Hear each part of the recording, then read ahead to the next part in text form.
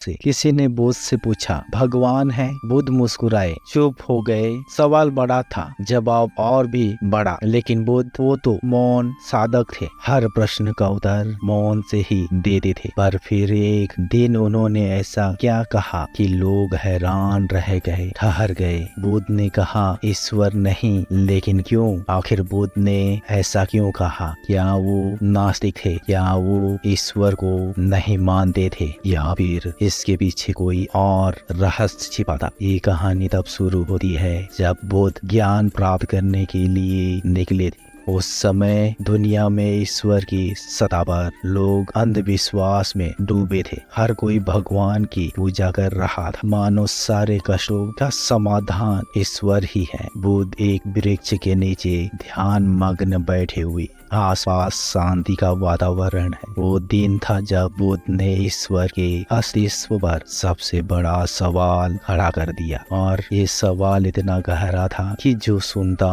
वो हिल जाता, वो सोचने पर मजबूर हो जाता। क्या वाकई ईश्वर है? बुद्ध ने कहा, ईश्वर की परिकल्पना केवल मनुष्य का मनोवैज्ञानिक है। हम उसे देख नहीं सकते, छू नहीं सकते, तो कैसे मान ले कि वो है? पर ये सवाल इतना आसान नहीं था। बुद्ध ने ये भी कहा कि ईश्वर को न मानने का अर्थ ये नहीं कि संसार में कोई नियम नहीं है। उन्होंने कहा, धर्म, कर्म और सत्य के मार्ग पर चलो, यही असली ईश्वर है। लोग चौंक गए। अगर ईश्वर नहीं है तो फिर हम किसकी पूजा करते हैं, किससे मदद मांगते हैं? बुद्ध ने लोगों को जो जवाब दिया वो उनके लिए एक नई सोच का द्वार खोलने वाला था। उन्होंने कहा, ईश्वर बाहर नहीं है, वो तुम्हारे अंदर है। अगर तुमने खुद को समझ लिया तो तुमने ईश्वर को पा लिया। लेकिन ध्यान रहे, ये यात्रा आसान नहीं है। बुद्ध के ये शब्द सुनकर लोग चौंक जाते। कुछ लोग निराश हुए, कुछ जिज्ञासु हुए, पर बुद्ध की इस सोच ने दुनिया को एक नया दृष्टिकोण दिया। बुद्ध के चारों ओर लोग जमा हैं। बुद्ध गंभीर मुद्रा में बैठे हैं, उनके चेहरे पर शांति है। और यही वो मोड़ था जब बुद्ध के शिष्यों ने उनसे फिर से पूछा, गुरुदेव, क्या ईश्वर सच में नहीं है? अगर नहीं है तो फिर दुनिया किस शक्ति से चलती है? बुद्ध मुस्कुराए और बोले, जिन्हें तुम शक्ति कहते हो वो कोई और नहीं बल्कि तुम्हारा खुद का कर्म है। संसार में हर प्रक्रिया होती है, यही नियम है, यही शक्ति है। क्या वाकई बुद्ध का ये दृष्टिकोण सत्य था? क्या हम जो कुछ करते हैं वही हमें वापस मिलता है? अगर ईश्वर नहीं है तो फिर हमारे कर्मों का फल कौन देता है? बुद्ध ध्यान में लीन थे, उनके चारों ओर शांति है, पर मन में तूफान। कहानी तो यहाँ खत्म नहीं होती। बुद्ध के इस विचार ने दुनिया को हिलाकर रख दिया था, और हर कोई इस रहस्य को समझने की कोशिश में था। क्या ईश्वर वाकई केवल एक भ्रम है, या फिर उसकी कोई और सच्चाई है? पर बुद्ध ने अपनी याद यही समाप्त नहीं की। उन्होंने और भी गहरे रहस्य को उजागर किया। उन्होंने कहा, ईश्वर बाहर नहीं, तुम्हारे अंदर है। पर ये अंत नहीं था, बल्कि एक नए सवाल की और शुरुआत थी। और इस सवाल का जवाब वो कहीं और नहीं बल्कि तुम्हारे भीतर ही छिपा है। तो क्या तुम तैयार हो उस रहस्य को जानने के लिए? अगले एपिसोड में हम जानेंगे आखिर बुद्ध के इन विचारों का असली अर्थ क्या था, और क्यों उन्होंने कहा कि ईश्वर को खोजने के लिए कहीं और मत जाओ। तो जुड़े रहिए हमारे साथ, क्योंकि ये रहस्य अभी खुलने बाकी है। पिछले एपिसोड में हमने देखा कि कैसे बुद्ध ने ईश्वर के अस्तित्व को पर सवाल खड़ा किया। उन्होंने कहा कि ईश्वर बाहर नहीं, हमारे भीतर है। उन्होंने यह भी कहा कि हर क्रिया की प्रतिक्रिया होती है, और यही संसार का नियम है। ये बात सुनकर उनके शिष्य और अनुयायी हैरान थे। थे, लेकिन क्या वे जवाब काफी था? नहीं। इस बात के पीछे छिपे गहरे रहस्य को जानने के लिए हमें और आगे बढ़ना होगा। बुद्ध के इस विचार के पीछे क्या कहानी है? क्या कोई अद्भुत घटना थी जिसने उन्हें इन नतीजे तक पहुंचाया? धीरे धीरे बदलता है और माहौल को और भी गंभीर बना देता है। घना वन, जहाँ बुद्ध अपने शिष्यों के साथ किसी शांत जगह की ओर बढ़ रहे। पक्षियों की आवाजें, हल्की हवा का शोर है। ये कहानी तब की है जब बुद्ध अपने शिष्यों के साथ एक घने वन में यात्रा कर रहे थे। वो सब शांति से चल रहे थे, जंगल की प्राकृतिक ध्वनियों में डूबे हुए। तभी एक शिष्य ने बुद्ध से पूछा, गुरुदेव, अगर ईश्वर हमारे भीतर है तो फिर लोग इतने सालों से बाहर उसे क्यों खोजते आए हैं? बुद्ध कुछ क्षण चुप रहे। उनके चेहरे पर वही शांति थी जैसे वो किसी गहरे विचार में डूबे हो। उन्होंने उस शिष्य की ओर देखा और मुस्कुराए और बोले, आओ इस जंगल में कुछ खोजते हैं। सभी शिष्य चौंक गए। क्या खोजने? किसी ने पूछा। बुद्ध ने कहा, जो तुम समझते हो कि खो गया है। सभी शिष्य बुद्ध के साथ जंगल में आगे बढ़ते हैं। जगह जगह पेड़, नदियाँ और छोटी छोटी पहाड़ियों का दृश्य था। सभी शिष्य चुपचाप बुद्ध के पीछे पीछे चलने लगे। कुछ घंटों तक यात्रा करने के बाद अचानक एक शिष्य थक गया। उसने देखा कि एक विशाल वृक्ष के नीचे एक साधु ध्यान मग्न बैठा है। उस साधु का चेहरा शांति और ज्ञान से भरा हुआ था। शिष्य ने बुद्ध से कहा, गुरुदेव, क्या यह साधु ईश्वर को खोज रहा है? क्या यह वही है जिसे हम खोज रहे हैं? बुद्ध ने उस साधु की ओर देखा और बोले, नहीं, यह ईश्वर को खोज नहीं रहा, यह अपने भीतर के सत्य को खोज रहा है। ईश्वर को खोजने के लिए बाहर मत देखो, वह भीतर छुपा है। फिर उन्होंने अपने शिष्य को एक गहरी सांस लेने के लिए कहा और बोले, जो तुम्हें चाहिए वह इस वृक्ष के नीचे नहीं बल्कि तुम्हारे दिल के भीतर है। लेकिन ये बातें सुनने के बाद भी शिष्य अचंभित में थे। एक शिष्य ने फिर से पूछा, गुरुदेव, अगर ईश्वर हमारे भीतर है तो हम उसे देख क्यों नहीं सकते, उसे महसूस क्यों नहीं कर पाते? बुद्ध ने उसकी ओर देखा और कहा, क्योंकि तुमने अपने मन के दरवाजे बंद कर रखे हैं। मन पर परतें चढ़ी हुई हैं, मोह, क्रोध, लालच की परतें। जब तक तुम इन परतों को नहीं हटाओगे, तुम अपने भीतर छिपे ईश्वर को नहीं देख पाओगे। बुद्ध एक नदी के किनारे बैठे हैं। चारों ओर का वातावरण शांत है। शिष्य ध्यान से उनकी बातें सुन रहे हैं। इसी नदी की तरह जब तक पानी साफ नहीं होता तुम उसकी गहराई नहीं देख सकते। इसी तरह जब तक तुम्हारा मन शांत और निर्मल नहीं होगा तुम भीतर के सत्य को नहीं जान पाओगे, और यही सत्य ईश्वर है। शिष्यों की आंखों में सवाल थे, लेकिन बुद्ध की बातों में इतनी गहराई थी कि वो चुपचाप सोचने लगे, और यही से एक नई यात्रा शुरू होती है। बुद्ध ने कहा कि ईश्वर की खोज मत करो, खुद की खोज करो। लेकिन क्या ये खोज इतनी आसानी थी या फिर इसके पीछे छिपे थे और भी रहस्य? वो कौन सी घटना थी जिसने बुद्ध को ये कहने पर मजबूर कर दिया कि ईश्वर नहीं है? और क्या वाकई उन्होंने इसे अंतिम सत्य माना है? कहानी तो अभी बाकी है। बुद्ध के विचारों में और भी गहराई है और इस जंगल के भीतर छिपे हैं और भी कई रहस्य। जुड़े रहें हमारे साथ, क्योंकि अगले एपिसोड में हम जानेंगे कि बुद्ध ने आखिर क्यों कहा कि ईश्वर को कहीं और मत खोजो बल्कि अपने भीतर देखो। क्या ये उनका अंतिम संदेश था या फिर उसके आगे की कहानी में छिपे हैं और भी अनसुने राज?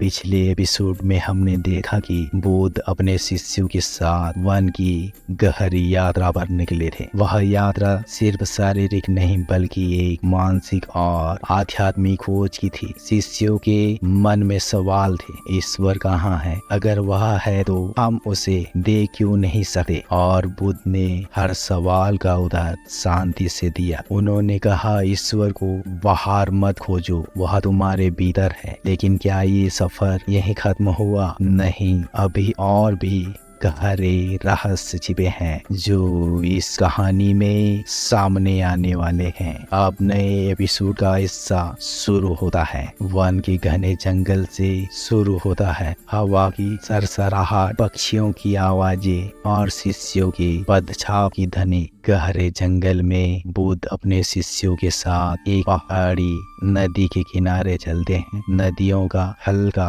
बहाव और प्राकृतिक वातावरण शांत से भरा हुआ है। बुद्ध के साथ उनके शिष्य इस वन में चलते रहे। यह यात्रा अब सिर्फ शारीरिक नहीं रह गई थी, यह उनके मन की भी यात्रा बन गई थी। हर कदम के साथ उनके मन में सवाल बढ़ते जा रहे थे और बुद्ध के उत्तर भी उतने ही गहरे होते जा रहे थे। तभी एक शिष्य ने बुद्ध से पूछा, गुरुदेव, अगर ईश्वर हमारे भीतर है तो फिर हमें क्यों उसे बाहर खोजने की आवश्यकता महसूस होती है? लोग क्यों मंदिरों, मूर्तियों और पूजा स्थलों में उसे खोजते हैं? क्योंकि मन हमेशा उसे खोजता है जिसे वह समझ नहीं पाता। मन की एक संभावित प्रवृत्ति है, जब तक तुम्हें नहीं समझ जाता कि जो तुम खोज रहे हो वह तुम्हारे भीतर है, तब तक तुम्हें बाहर देखना पड़ेगा। तुम पेड़ों में, पत्थरों में और आकाश में भी उसे खोजते रहोगे। शिष्य बुद्ध की बातों को सुनते हुए नदी के पास एक विशाल वृक्ष के नीचे बैठ जाता है। बुद्ध भी ध्यान मुद्रा में बैठते हैं। सभी शिष्य ध्यान से उनकी बातें सुनते हैं। बुद्ध ने एक लंबी सांस ली और फिर बोले, जैसे यह नदी जो बह रही है, यह नदी बाहरी रूप से दिख रही है, परंतु इसकी जड़ें बहुत गहरी है। पानी तो ऊपर से बहता है, लेकिन इसका स्रोत धरती के भीतर है। ठीक उसी प्रकार जीवन भी सभी चीजें बाहर दिखाई देती है, लेकिन उनका असली स्रोत तुम्हारे भीतर है। तुम्हारी खुशी, तुम्हारा दुख, तुम्हारा सत्य, सब कुछ तुम्हारे भीतर है। जब तक तुम इसे समझोगे नहीं, तुम बाहर भटकते रहोगे। एक नई घटना का बुद्ध और शिष्य जंगल में चलते चलते एक वीरान जगह पहुंचते हैं। जंगल की इस यात्रा के बीच एक और अजीब घटना घटने वाली थी। बुद्ध और उनके शिष्य चलते चलते एक वीरान जगह पहुंच जाते हैं, जहां चारों तरफ सन्नाटा था और इसी सन्नाटे में उन्हें दूर से किसी की रोने की आवाज सुनाई दी। शिष्य चौंक गए। वो एक दूसरे की तरफ देखने लगे। कौन हो सकता है यहाँ इस जंगल के बीचों बीच? बुद्ध ने शांति से अपने कदम बढ़ाए और आवाज की दिशा में चलने लगे। उनके शिष्य भी पीछे पीछे चल दिए और थोड़ी ही देर में उन्होंने देखा कि एक महिला रो रही थी। उसकी आंखों में आंसू थे और वह एक छोटे से मंदिर के पास बैठी हुई थी। बुद्ध उस महिला के पास जाकर बैठे हैं। शिष्य कुछ दूरी पर खड़े हैं। सभी के मन में सवाल उठ रहे हैं। बुद्ध उस महिला के पास जाकर बैठ गए और बोले, तुम क्यों रो रही हो? महिला ने रोती हुई कहा, मैंने अपनी पूरी जिंदगी ईश्वर की पूजा की, लेकिन आज तक मेरी कोई भी प्रार्थना पूरी नहीं हुई। मैंने हर मंदिर में जाकर पूजा की, हर मूर्ति के सामने सिर झुकाया, लेकिन मुझे कुछ भी हासिल नहीं हुआ। क्या ईश्वर नहीं है? बुद्ध ने उसकी ओर देखा और बोले, तुमने कभी अपने भीतर झांका? तुमने कभी खुद से पूछा कि तुम किसे खोज रहे हो? शायद तुम जिस ईश्वर की तलाश में हो वह तुम्हारे भीतर है, पर तुमने कभी अपने भीतर नहीं देखा। महिला की आंखों में बुद्ध के शब्दों से आशा की किरण जागती है। महिला ने आश्चर्य से बुद्ध की ओर देखा, जैसे उसने पहली बार कोई सच्चा उत्तर मिला हो। बुद्ध ने उसकी आंखों में देखते हुए कहा, ईश्वर कहीं बाहर नहीं है, वह तुम्हारे हृदय में है। तुम उसे मंदिरों में क्यों खोजती हो जब वह तुम्हारे साथ हर पल है? अगर तुम अपने भीतर की शांति को समझ जाओ तो तुम्हें कोई और उत्तर नहीं चाहिए होगा। बुद्ध की बातें सुनकर महिला को लगा जैसे उसका पूरा जीवन बदलने वाला है। लेकिन क्या वाकई उसने बुद्ध की बातों को समझ लिया था? और क्या शिष्य भी समझ पाएंगे कि बुद्ध का यह संदेश सिर्फ एक विचार नहीं बल्कि जीवन का सबसे बड़ा सत्य है? क्या आगे इस वन की यात्रा में और रहस्य छिपे हैं? इस जंगल के भीतर भीतर कौन कौन से ऐसे अनसुने राज हैं जो बुद्ध के विचारों को और गहराई से देखेंगे। पिछले एपिसोड में हमने देखा कैसे बुद्ध और उनके शिष्य वन की गहरी यात्रा पर निकले थे। वह यात्रा केवल बाहरी नहीं बल्कि आंतरिक भी थी। बुद्ध ने अपने शिष्यों को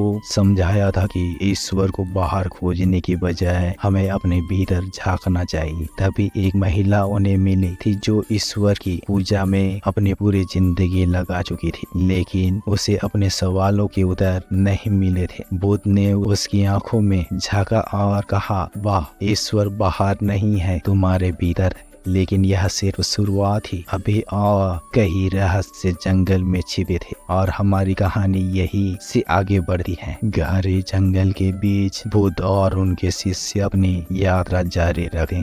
सूरज की किरणें पेड़ों के बीच से छीनकर आ रही है। जंगल का माहौल शांत से भरा है, लेकिन वन के इस शांत वातावरण में बुद्ध के शिष्य उनके हर कदम पर ध्यान दे रहे थे। उनके मन में सवाल अब भी गहरे थे और बुद्ध के हर उत्तर ने उनके विचारों में एक नई दिशा दी थी। लेकिन क्या सवाल अब भी रह गया था, अगर ईश्वर है तो उसे देखा क्यों नहीं जा सका, और अगर नहीं है तो दुनिया में इतनी विविधता और जीवन का यह जटिल तंत्र कैसे बना। ईश्वर को देखना चाहते हो तो देखना आसान नहीं है, क्योंकि वह किसी एक रूप में नहीं है। तुम उसे किसी मूर्ति, किसी चित्र या किसी दृश्य में नहीं देख सकते। वह अनुभव में है, वह जीवन के हर हिस्से में है। लेकिन समझने के लिए तुम्हें अपने विचारों से पर्दे हटाने होंगे। बुद्ध के शिष्य एक दूसरे की तरफ देखते हैं और उनमें से एक पूछता है, गुरुदेव, अगर ईश्वर अनुभव में है तो हम इसे कैसे महसूस कर सकते हैं? क्या हम कभी उसे महसूस कर पाएंगे या केवल एक विचार है जो हमारी समझ से परे है? यह सवाल बाकी शिष्यों के भी मन में था। क्या ईश्वर वाकई हमारे पास है या वह सिर्फ एक कल्पना है? क्या बुद्ध उन्हें उस रहस्य के और करीब ले जा रहे थे या बुद्ध उन्हें इस रहस्य के करीब ले जा पाएंगे? सबकी आंखें बुद्ध पर टिकी थी। इस तरह वहाँ हवा है, इसे देख नहीं सकते पर इसे महसूस कर सकते हो। हर जगह है फिर भी नजर नहीं आती। वैसे ही ईश्वर को महसूस किया जा सकता है पर उसे देखा नहीं जा सकता। एक आंतरिक अनुभव है। जब तुम्हारा मन शांत होगा और तुम्हारे भीतर का अज्ञान दूर होगा, तभी तुम उसे महसूस कर पाओगे।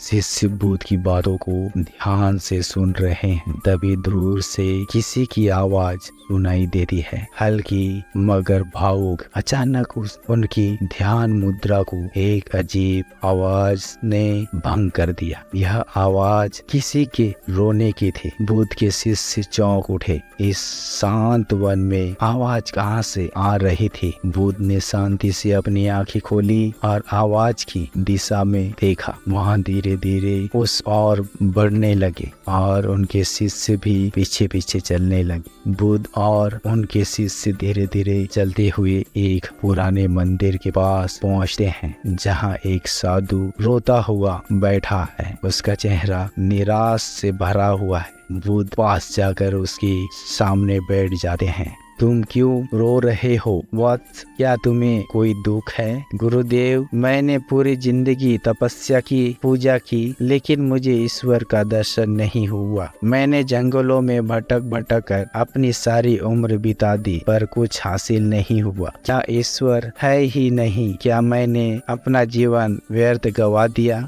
साधु की बातें सुनकर बुद्ध के शिष्य भी सोचने लगे, क्या वह भी यही सवाल लेकर जंगल की इस यात्रा में निकले थे? क्या उनका सफर भी उसी मोड़ पर आकर खत्म होगा जहां यह साधु आज खड़ा है? तुम्हारा जीवन व्यर्थ नहीं गया, लेकिन तुमने उसे गलत दिशा में खोजा। ईश्वर को पाने के लिए भटकने की जरूरत नहीं है। बस वह किसी दिशा में नहीं है, वह तुम्हारे भीतर है। तुम्हारी तपस्या बाहर की परत थी, लेकिन तुम्हें अपनी साधना भीतर की तरफ करनी चाहिए थी।